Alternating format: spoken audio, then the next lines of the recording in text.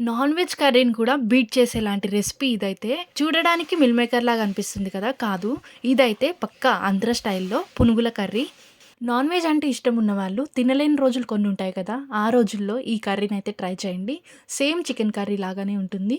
ఒక్కొక్కళ్ళు ఒక్కొక్కలాగా ప్రిపేర్ చేస్తుంటారు. కానీ నేను మాత్రం ఈరోజు కొంచెం చికెన్ కర్రీకి సిమిలర్‌గా ఉండేలాగా ప్రిపేర్ చేస్తున్నాను. దీనికోసం అయితే పెసరపప్పును నానబెట్టుకొని ఒక 1, 2 అవర్స్ పాటు వీలైతే ఓవర్ నైట్ నానబెట్టేసి దాన్నైతే నెక్స్ట్ డేకి మిక్సీ వేసేసుకోండి.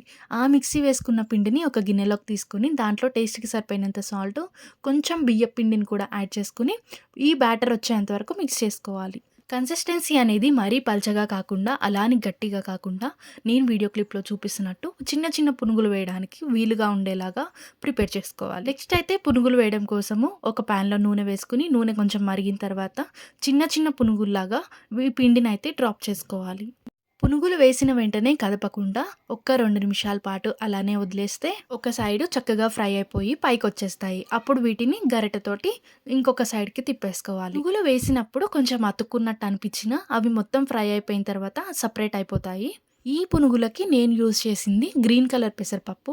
మీరు కావాలంటే యెల్లో కలర్ పెసరపప్పుతోటి కూడా ఈ ప్రాసెస్‌ని కంటిన్యూ చేయొచ్చు. ఈ పునుగులు మనం ఇలానే డైరెక్ట్‌గా తినేయొచ్చు. చట్నీ కాంబినేషన్ తోటి చాలా బావుంటుంది ఈవినింగ్ స్నాక్ లాగా. నెక్స్ట్ అయితే వీటిని మీడియం ఫ్లేమ్ మీద పెట్టుకొని చక్కగా ఫ్రై చేసుకోవాలి. కొంచెం గోల్డెన్ షేడ్ వచ్చేంత వరకు. లోపల వరకు ఫ్రై అయ్యేలాగా మీడియం ఫ్లేమ్ నుంచి హై ఫ్లేమ్‌లోకి అడ్జస్ట్ చేసుకుంటూ ఈ కలర్ వచ్చేంత వరకు ఫ్రై చేసుకోవాలి.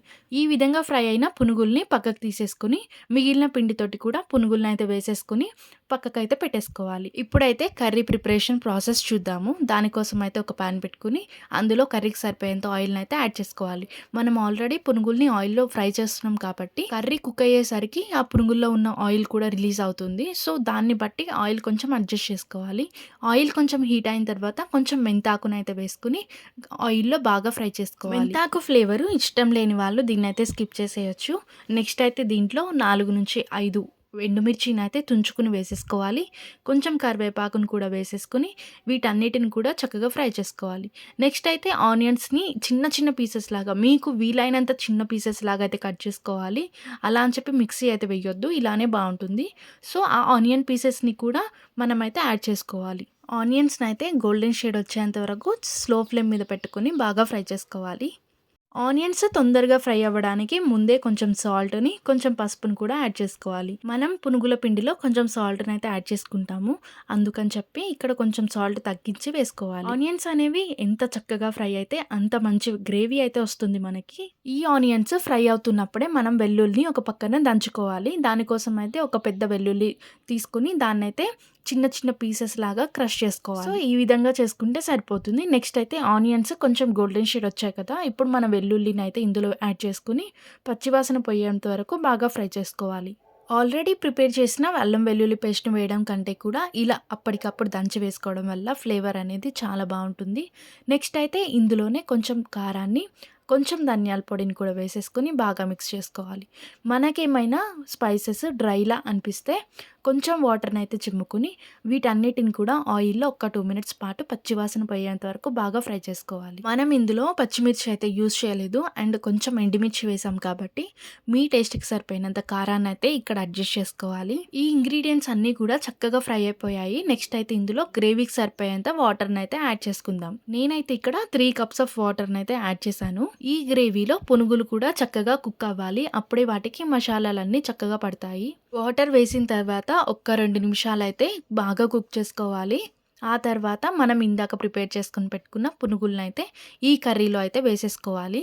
కర్రీ అనేది ఈ విధంగా ఒక పొంగొచ్చిన తర్వాత మనం ప్రిపేర్ చేసుకున్న పునుగులనైతే వేసేసుకోవాలి.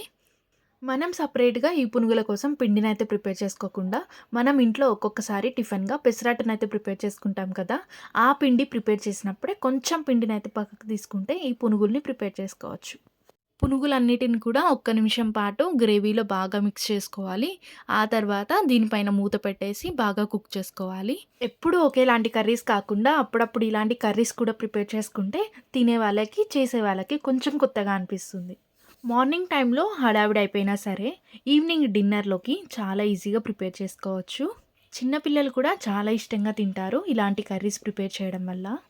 చక్కగా వేడి వేడి అన్నంలో లేదంటే బగారా రైస్, పులావ్స్‌లలో సర్వ్ చేసుకున్నా చాలా బావుంటుంది కర్రీ. మనం సేమ్ చికెన్ ప్రాసెస్ చేసినట్టే చేసాం కాబట్టి ఒక్కసారి ట్రై చేయండి. ఖచ్చితంగా చికెన్‌ని రీప్లేస్ చేస్తుంది. అంతే గైస్ ఈ వీడియో. వీడియో నచ్చితే లైక్ చేయండి, షేర్ చేయండి. సబ్స్క్రైబ్ చేసుకోవడం మాత్రం అస్సలు మర్చిపోవద్దు.